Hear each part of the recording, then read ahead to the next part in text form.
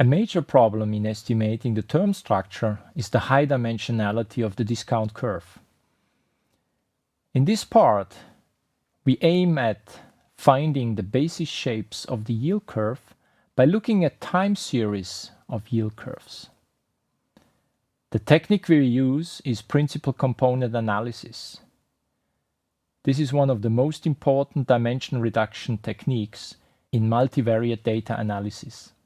The key mathematical principle underlying principal component analysis is the spectral theorem from linear algebra. It states that any real symmetric n by n matrix Q can be decomposed, as shown here, into the product of A, which is an orthogonal matrix whose columns are the normalized eigenvectors of Q, and they form an orthonormal basis of Rn, and L, which is the diagonal matrix containing the eigenvalues of Q. We always assume, without loss of generality, that these eigenvalues are ordered in this decreasing sense, and times A transpose. Now let X be an n-dimensional random vector with mean denoted by mu and covariance matrix denoted by Q. Note that the covariance matrix is a symmetric and positive semi-definite matrix. We can think of X as being high dimensional, n is large. It could be a model for the shape of the yield curve. In this figure, I illustrate the case where the dimension is 2. We see the mean vector mu, and this ellipse indicates that the support of the vector x is somewhat scattered with this shape. Formally speaking, this ellipse is a level set of the covariance matrix acting as a quadratic form on R2. The spectral theorem applied to the covariance matrix Q gives us the matrices A and L. L is diagonal with the eigenvalues which are non-negative on the diagonal, and A stacks the eigenvectors of Q as normalized column vectors small a1 up to an. a1 corresponding to the largest eigenvalue is giving us the direction of the largest variability of x.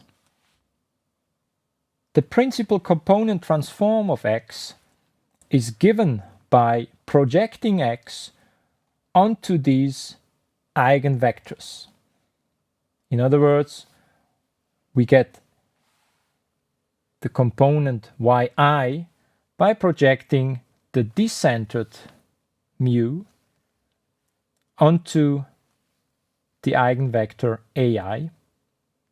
We call yi the ith principal component of x, and we call ai the ith vector of loadings of x.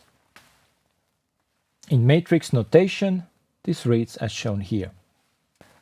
We can re-express x in terms of its principal components, and that reads like this here.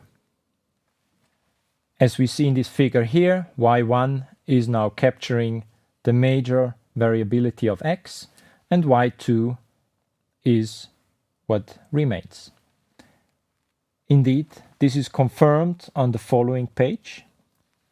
One can formally show, and that is an elementary exercise, that the principal components have mean 0, and they have a covariance matrix which is diagonal. It is actually equal to L. That means the principal components are uncorrelated and have variances given by lambda i's. Because the lambda i's are ordered, it follows that y1 has maximal variance among all standardized linear combinations of x, as shown here. Going on, Y2 has maximal variance among all such linear combinations which are orthogonal to A1, the first eigenvector, and generally speaking, Yi has maximal variance among all such linear combinations which are orthogonal to the first I-1 linear combinations. Observe that the sum of all variances of all the components xi is preserved under the principal component transform. If we thus choose a number k which is smaller than n and sum up the first lambda i's from 1 to k and hold this against the sum of all the eigenvalues, we thus obtain the amount of variability in x explained by the first k principal components. As said, we could think of x being an n-dimensional model for the yield curve or the daily changes of the yield curve. If then the first k principal components explain a significant amount of the variability in x, it is appropriate to approximate x by the first k principal components, as shown here. This is now a lower dimensional model, which however captures the variability of the original model quite good. The loadings A1 up to Ik are in turn the main components of the stochastic yield curve movements. Before we look into an example, let us recall the sample analog of what we just did for the random variable x. Assume we have a time series of observations that we stack into the matrix X, whose tth column is a sample realization of a random vector capital X t. We assume that this random vector capital X t is distributed as X with mean mu and covariance matrix Q.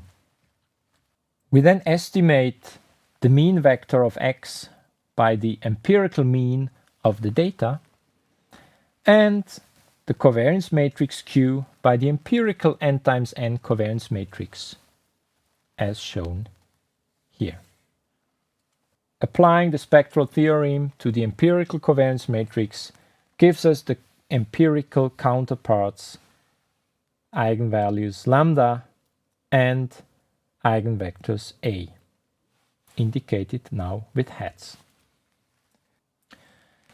The sample principal component decomposition of x is then given as shown here, with the empirical principal components small y and the loadings ai hat.